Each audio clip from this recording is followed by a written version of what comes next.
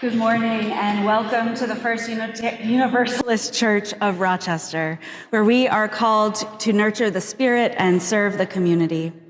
I'm Reverend Margaret Weis. My pronouns are she and her, and leading worship with me today are Tom Williams, pronouns he, him, as our worship associate, Dr. Brock Chesvold, pronouns he, him, and Stephen Groth for our music.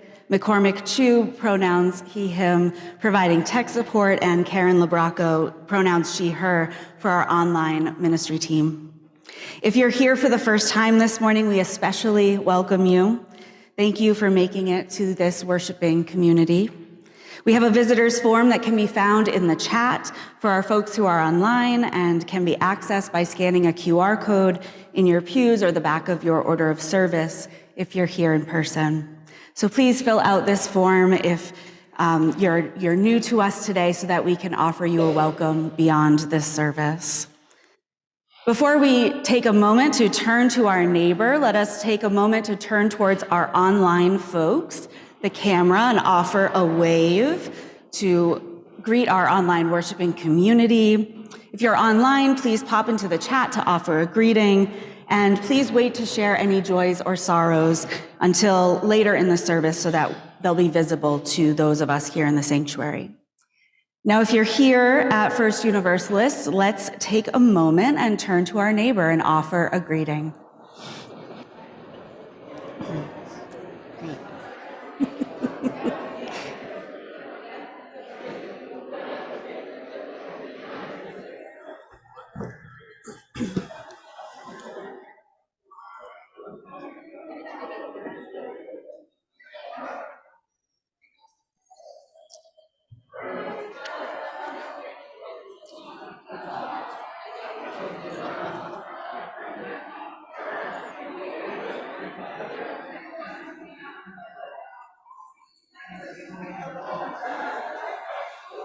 Let's continue to join together by joining our voices in song with our opening hymn, number 347, Gather the Spirit.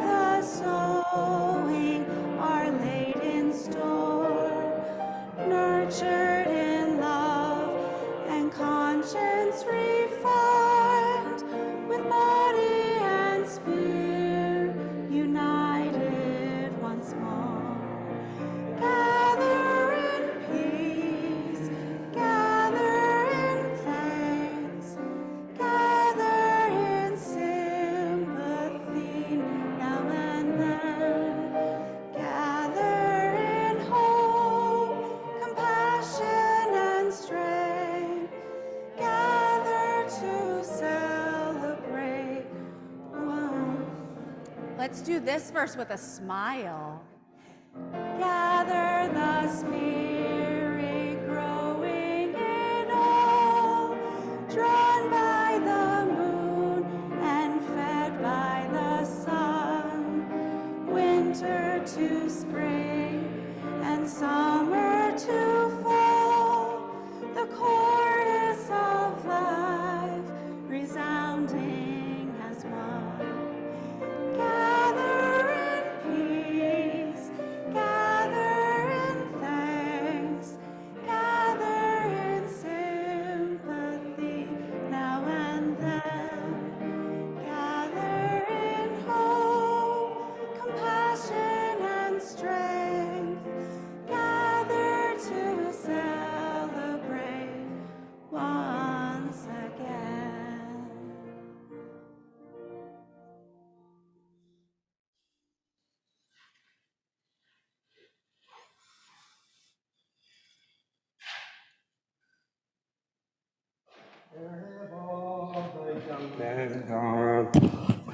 Where have all the young men gone? Long time passing. Where have all the young men gone? Long time ago. Where have all the young men gone? They're all in uniform, everyone. When will they ever learn? When will they ever learn? Let me begin by telling you a story. 3 weeks ago on Honor Flight, as a guest on Honor Flight 80, and after visiting all the Washington, D.C. memorials, 60 veterans and their guardians and the Honor Flight staff were feted at a dinner in our honor at the ballroom in this hotel where we were staying. After dinner and a brief ceremony, the veterans were given a mic and told to tell our stories. I want to tell one of those stories to you today before I start my planned words. I was getting ready for the day.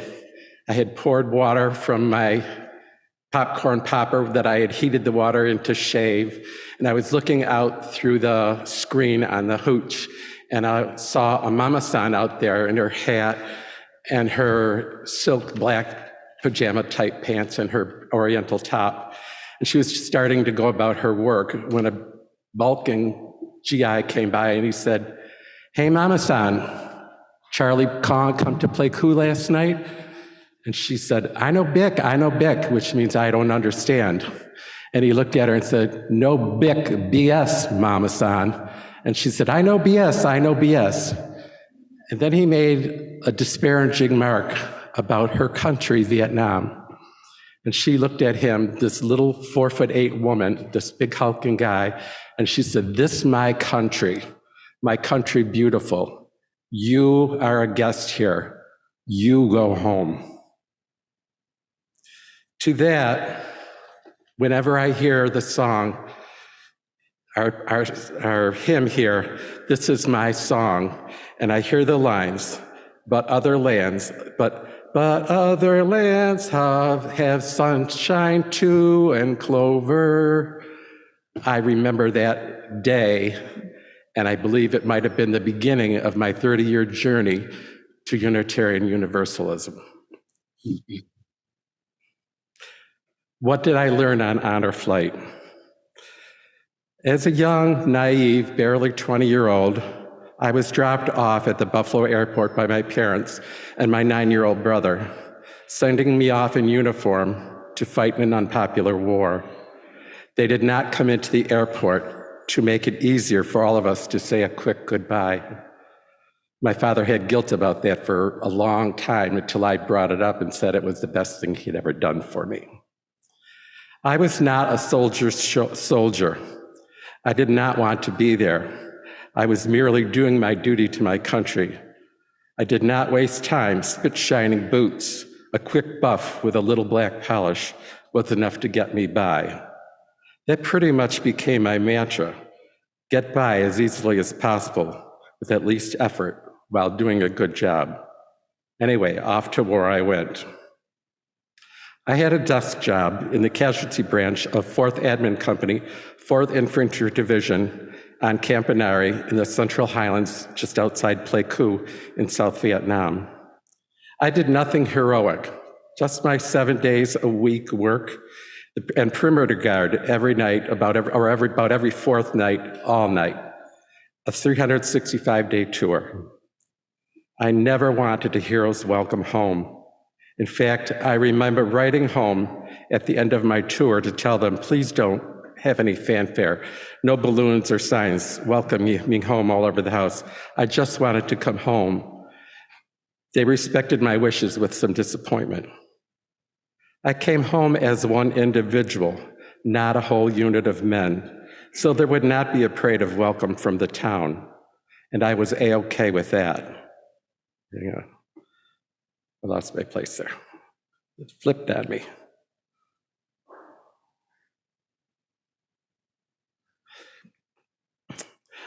And keeps flipping at me.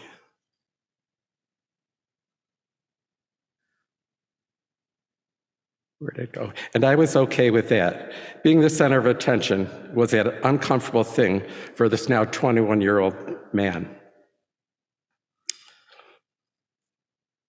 This is difficult.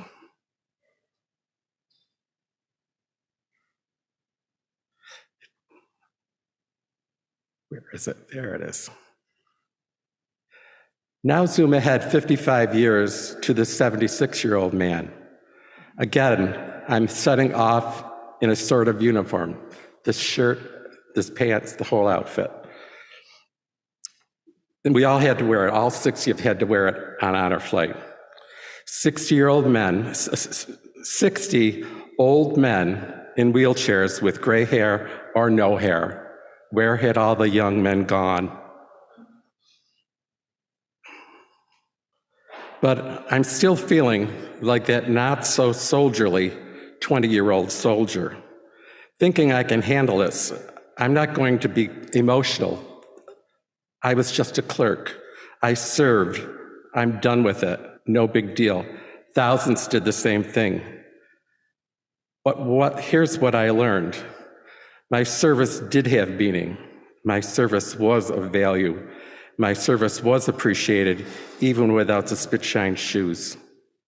Upon our arrival back in Rochester, the greeting we received from the parade that was waiting for us overwhelmed me with a sense of pride for my service and my country. The guy who wasn't going to break down was moved to tears and sobbing from the hero's welcome we were all receiving. Thank you for your service, they shouted. Welcome home. They all cheered. We were all heroes, including our families, our friends, and those who prayed for us while we were there. It took me 55 years to learn that. Come, let us worship and serve together. Will Kitty Forbush please come forward to light the chalice? And she's going to light it in honor of her brother, Robert Waldron Forbush Jr., who gave his life in Vietnam.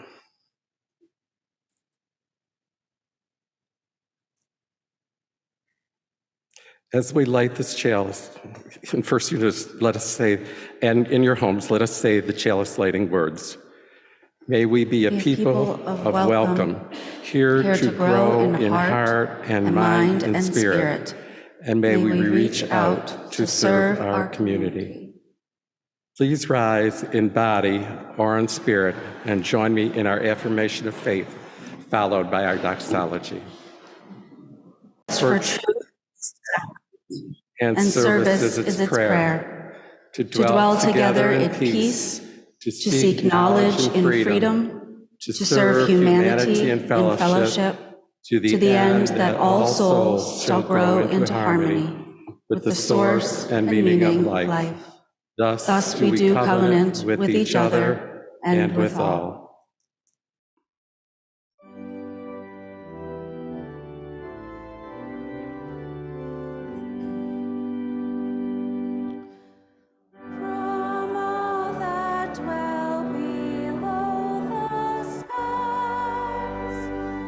Let's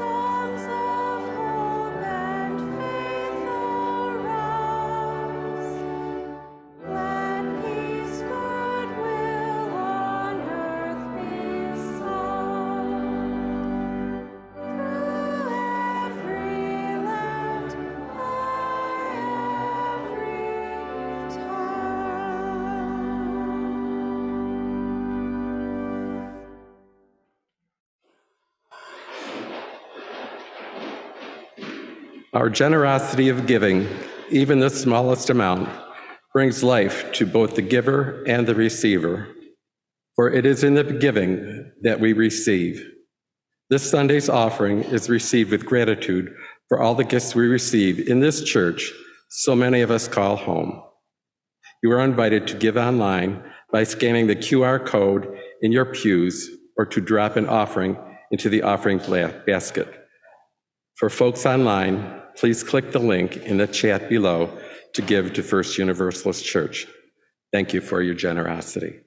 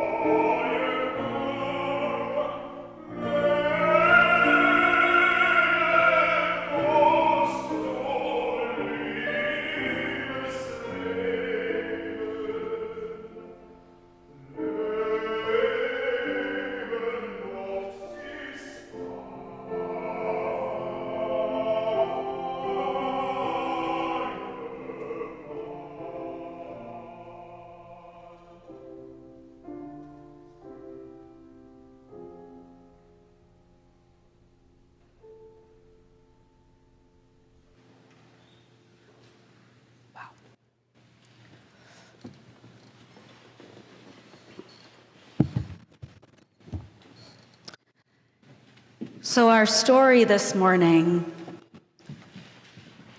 that's a tough act to follow. It will not be nearly as good as what just happened.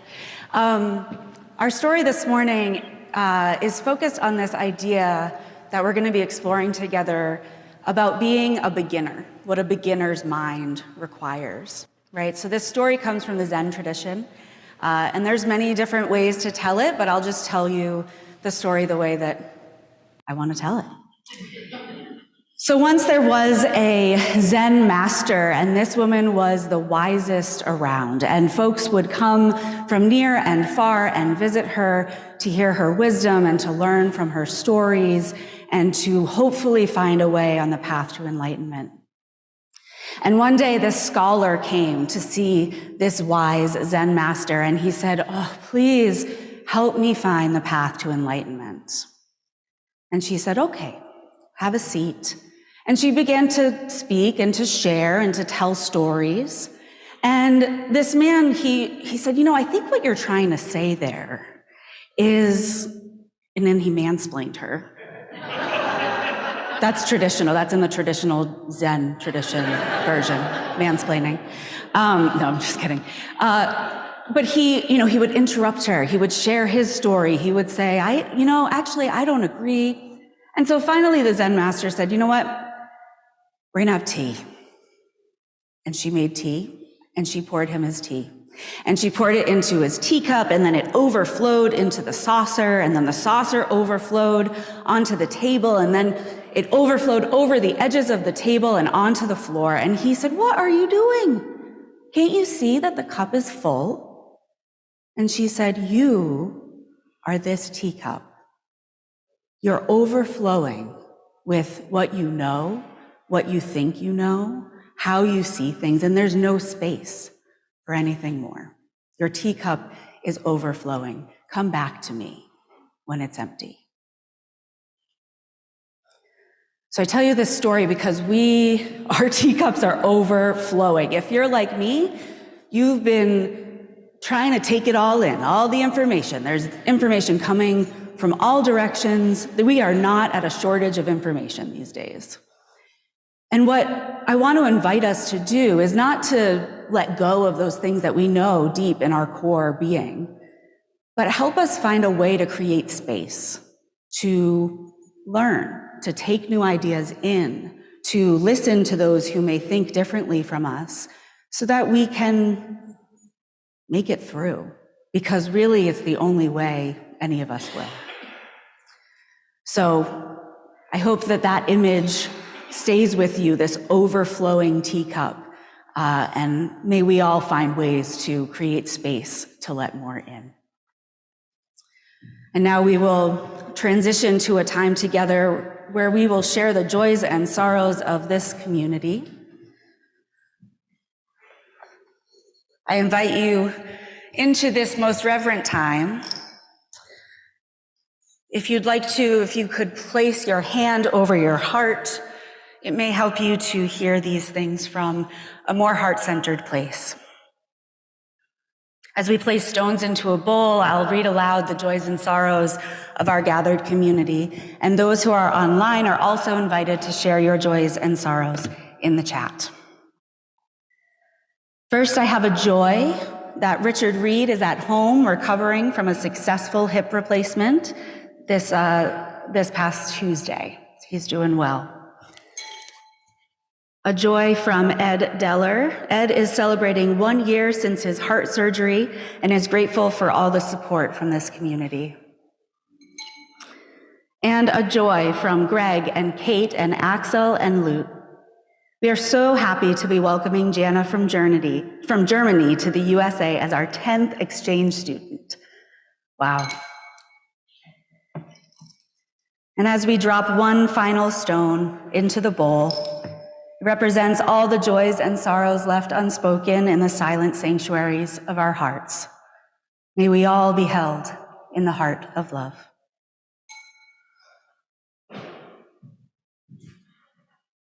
Holy One, our hearts are weary, are tired, are breaking.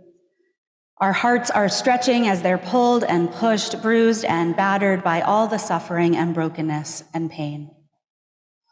Our ears are ringing with harsh words, yelling, gunfire. It echoes in the streets, takes lives of innocents without cause. Ringing with the affirmation that Black lives matter, that genocide and occupation must end, that we will never again watch innocent families torn apart and taken hostage. These words ring out again and again until this idea is manifested in our legislation, our communities, our hearts. We have heard stories of equality and justice, but our eyes burn from the instances of inequality, racism, injustice that illustrate we are still far from where we hope to be. Our mouths speak hope, speak courage, speak truth, and at times we find that words do no justice. The brokenness feels too big.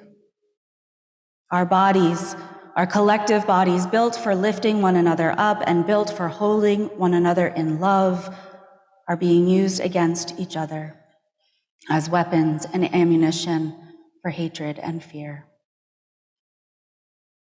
Spirit of life and love, in this time of dissonance, in this holy time of urgency to speak for those who cannot speak for themselves, help us to find our voice.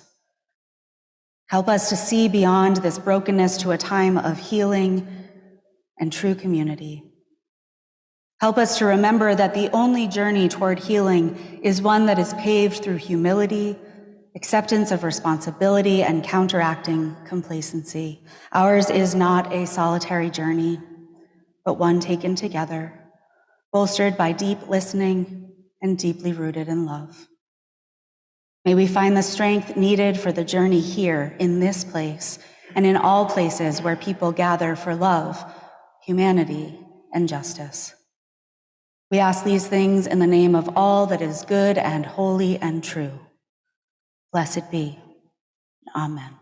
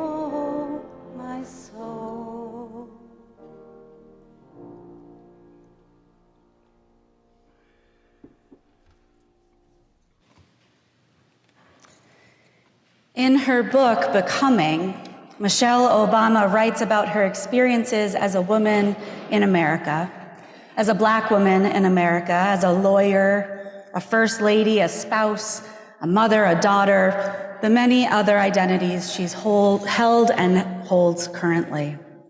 She reflects on what it means to be all of these things and to hold all of these identities. Her book, Becoming, was a labor of love following her time in the White House as the First Lady and on the brink of her next chapter of life. And in the epilogue, she writes this: I'm now at a new beginning, in a new phase of life. For the first time in many years, I'm unhooked from any obligation as a political spouse, unencumbered by other people's expectations. I have 2 nearly grown daughters who need me less than they once did. I have a husband who no longer carries the weight of the nation on his shoulders. The responsibilities I've felt to Sasha and Malia, to Barack, to my career and my country have shifted in ways that allow me to think differently about what comes next. I've had more time to reflect, to simply be myself. And at 54, I am still in progress, and I hope that I will always be. For me, becoming isn't about arriving somewhere or achieving a certain aim. I see it instead as forward motion, a means of evolving, a way to reach continuously toward a better self. The journey doesn't end. Like Michelle, I think about the many identities I've held in my lifetime, and it's easy to get caught in the moment. What and who am I now? What and who have I been? How have I been shaped by who I was before?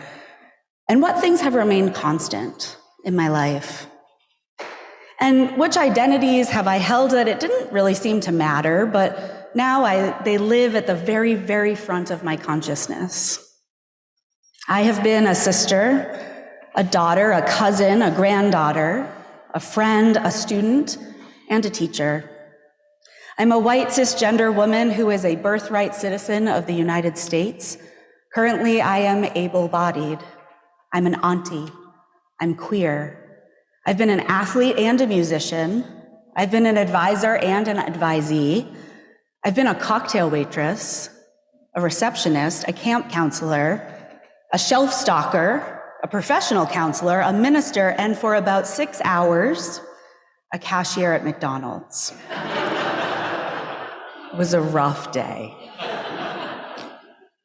A writer, a tap dancer, an aspiring poet, a Unitarian Universalist, a jaded college student, a dog mom. I'm a survivor. I've struggled with mental illness. I struggle in recovery. I've been a military wife in times when I've been acknowledged, and for many years in the shadows. I've been closeted and out, strong and afraid, sure and timid, privileged and oppressed. Like most of us, I could name at least 36 identities I hold and have held. And some have depended on my actions and behaviors, and some arise from my relationships to and with other people. And I've held some of these identities my whole life, and others just for that brief 6 hours at McDonald's. Some I've only identified with for a few months at a time, or even shorter periods than that, like tap dancing. That lasted a year. My dance teacher told me I didn't have the right body for dance. I was 7. Whole other sermon there. Some identities have been thrust upon me by society or other people or the expectations from the world for people who look like me. And as we heard from Michelle Obama in our reading this morning, I too am forever becoming. We all are. All of us are in this transformative process of becoming new versions of ourselves, brave enough to let go of what no longer nurtures us, becoming in ways we might have never imagined.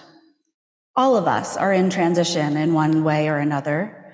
Most of our lives, we are in the process of becoming and transitioning and going forth from one place or identity to another. Most of our lives is spent somehow in the in-between, on the threshold. So little is finite.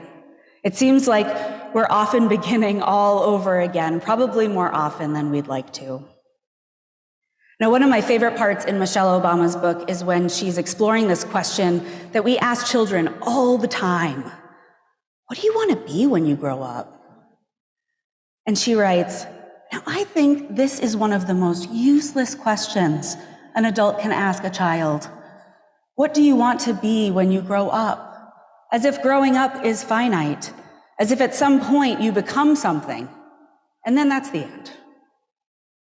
Well, most of us can probably say what we wanted to be when we grew up. I wanted to be a unicorn, for instance.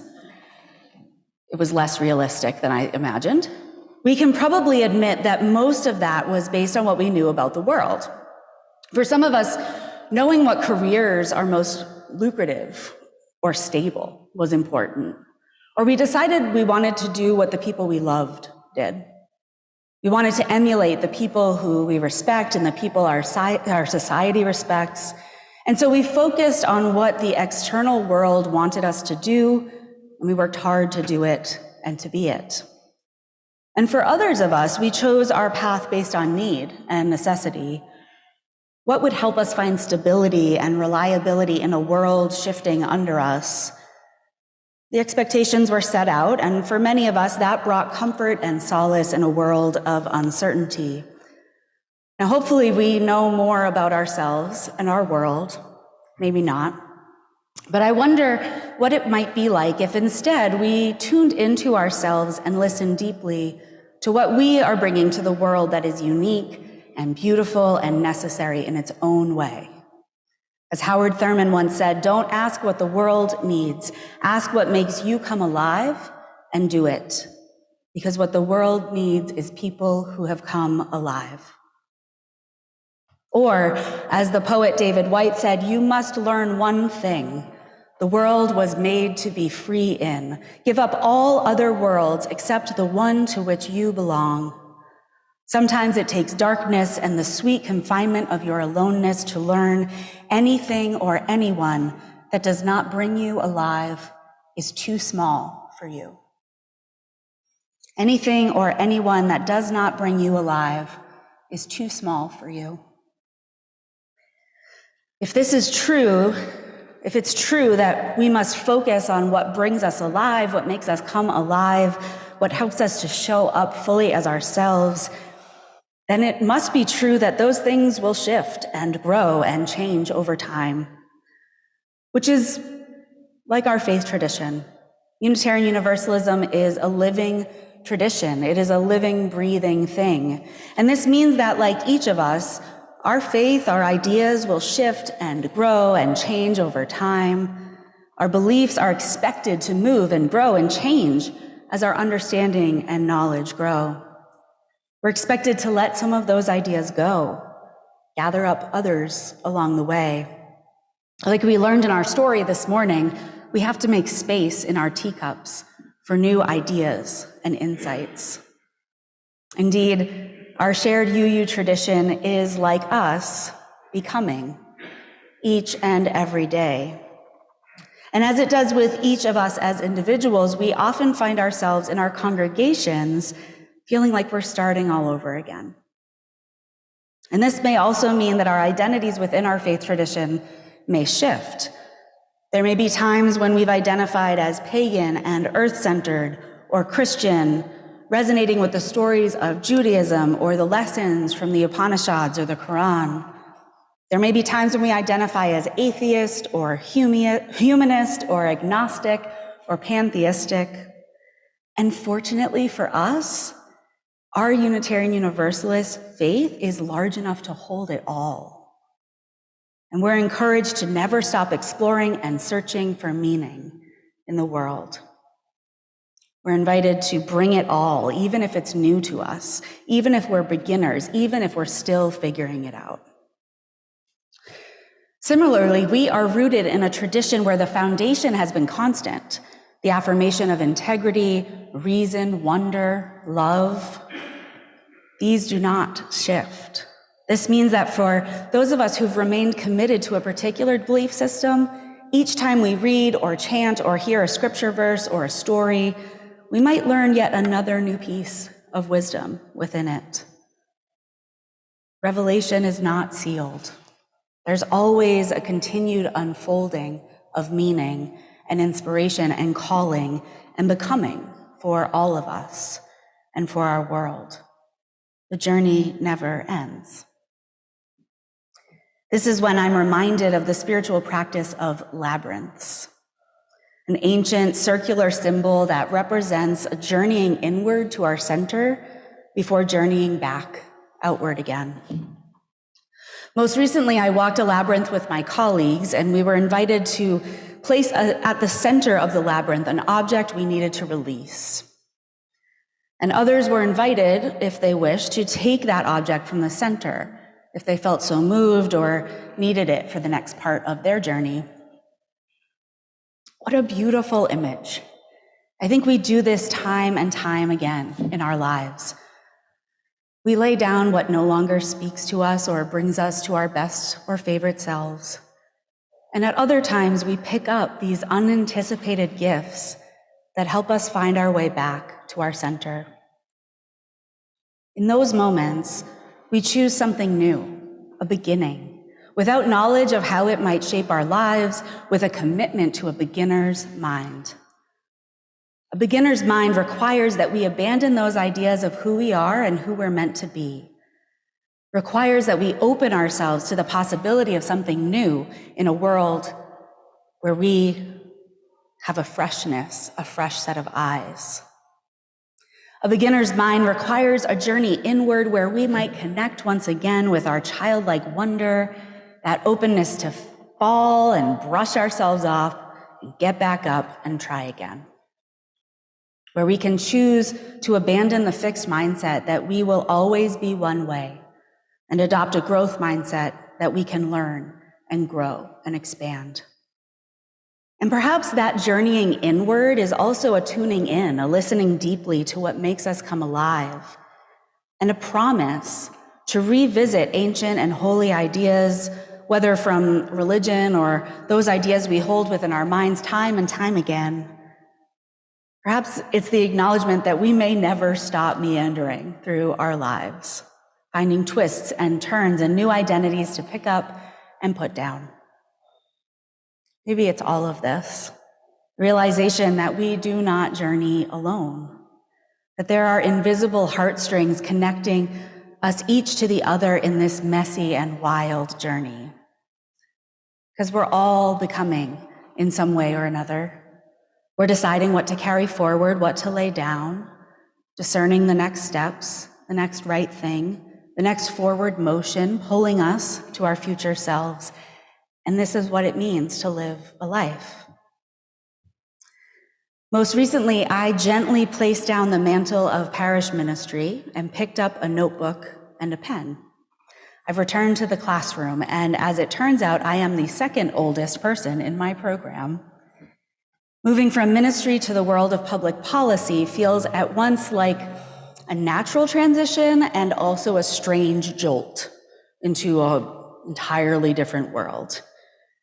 The focus on justice making and community, that's familiar, but the necessity to learn about statistics and ratios and indifference curves and economics, this is not familiar territory. I actually had to buy graph paper. They still sell it, which I was shocked. And the younger students in my program explained that I didn't actually have to buy graph paper. I could use my iPad, but that wasn't happening.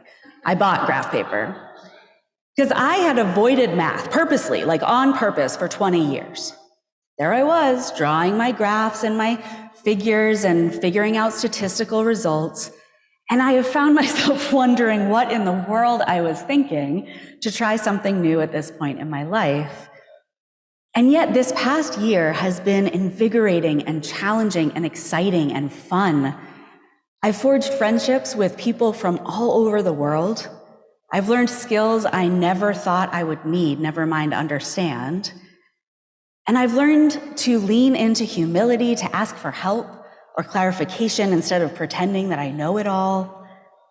And I embrace the ways my younger classmates helped me forge this new path into my professional and personal life, and the ways that I can help them to do otherwise. I've learned many things about public policy, but I've learned more about myself. I've learned the value of mentors who are younger than me. Think about that. To have a mentor who is younger, it's a gift. And I've come home to that place in my heart where I remember that I am capable of doing difficult things. I've relearned how to be open, how to be curious about ideas and ways of thinking that are new to me. I'm leaning into that space of vulnerability that's shaped by curiosity and openness, and I've reconnected with myself, with parts of myself that aren't afraid to fail or to fall. I'm working on releasing the expectations from society telling me what success looks like, what I should do next, because I'm surrendering to the process of becoming. And it is simultaneously wonderful and terrifying. And I'm so excited to see what comes next in this phase of my life as a professional and as a citizen of the world. And I do believe that I will be leaving most of economics in the center of the labyrinth and allowing others to pick it up and carry it. It is not my gift. Perhaps this feels familiar to you, these feelings that I have spoken about. Maybe you're wrestling with an ending or a beginning or that messy in-between. Perhaps you're yearning to reconnect with the parts of yourself that aren't afraid to fall. Perhaps you're just recently experiencing the joy of embracing that moment, the moment of ending, the moment of beginning. We each greet endings and beginnings in our own way. We each welcome and usher out these realities alone and in community with one another. We're all ending and beginning and ending and beginning and so on and so on and so on. And so I leave you with this blessing from Irish poet John O'Donohue. It's called For a New Beginning. In out-of-the-way places of the heart, where your thoughts never think to wander, this beginning has been quietly forming, waiting until you were ready to emerge. For a long time, it has watched your desire, feeling the emptiness growing inside you, noticing how you willed yourself on, still unable to leave what you had outgrown. It watched you play with the seduction of safety and the gray promises that sameness whispered, heard the waves of turmoil rise and relent, wondered, would you always live like this? Then the delight when your courage kindled and out you stepped onto new ground, your eyes young again with energy and dream, a path of plenitude opening before you. Though your destination is not yet clear, you can trust the promise of this opening. Unfurl yourself into the grace of beginning that is at one with your life's desire. Awaken your spirit to adventure. Hold nothing back. Learn to find ease in risk. Soon you will be home in a new rhythm, for your soul senses the world that awaits you. May you find what brings you alive, and may you do it. May you be it. May we have the courage to move on to what calls next. May we, all of us, open our hearts and our spirits to the promise of becoming and becoming again and again and again for the entirety of our lives. So may it be. Amen. And blessed be.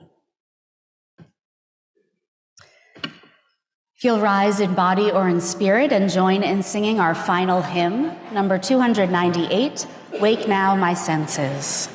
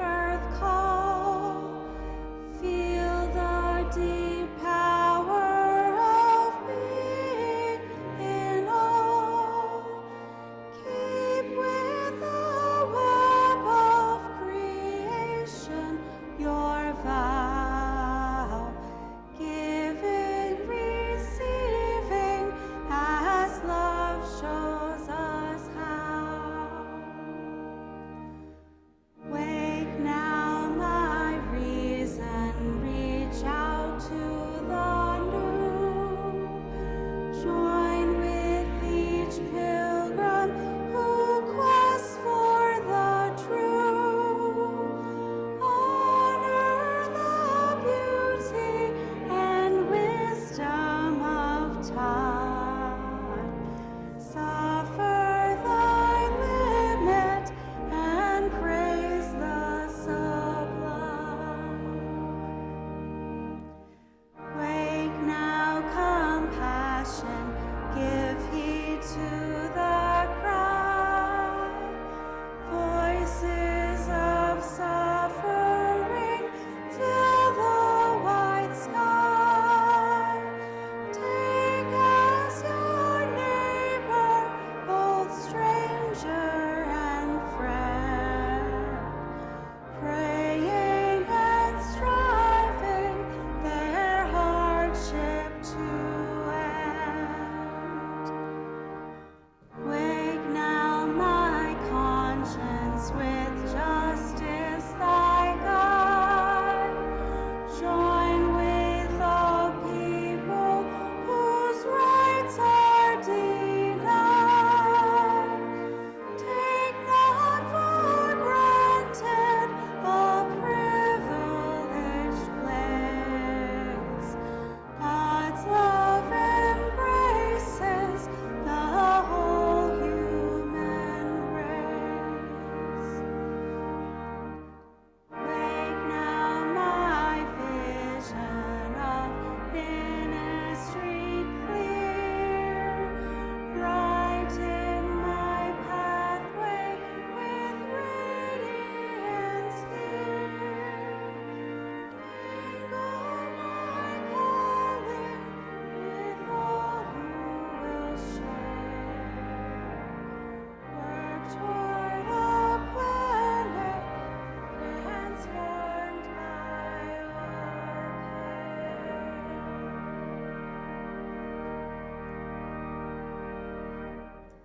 Please remain standing as we extinguish our chalice flame this morning. Let us read together the words printed on the screen.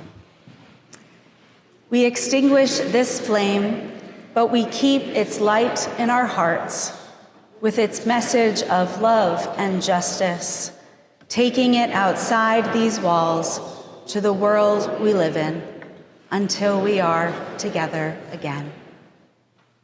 As we close our service this morning, I invite you to once again place your hand over your heart. If you're joining us online, I invite you to turn your settings to gallery view and look upon the faces of those there with you. For those of us in the room, let's take a moment to look at this gathering of beautiful souls. With gratitude for the endless ways we are invited to the next moment as our full and authentic selves, we move forward together to whatever comes next. And let the people of the church say, Amen.